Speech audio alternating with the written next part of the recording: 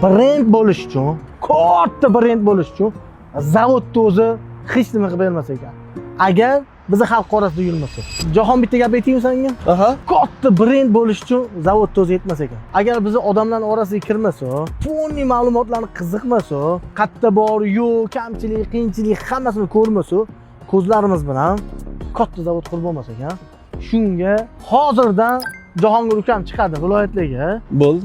Borib, kirib, dillerlar bilan gaplashib, muammo, kamchilik, xatolarni to'g'rilab, joy-joyiga qo'yib, keyin qaytasan. Bo'ldi. Qurbon hayitgacha borgan joyinggacha bor, keyin qayt, Qurbon hayitda oila a'zoying yonida o'sa.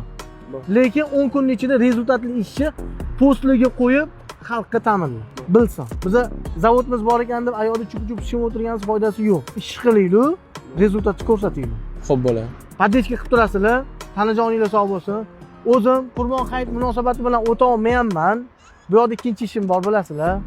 O'rnimga ukam Jahon nima kam ko'p bo'lsa vakolat topshiraman.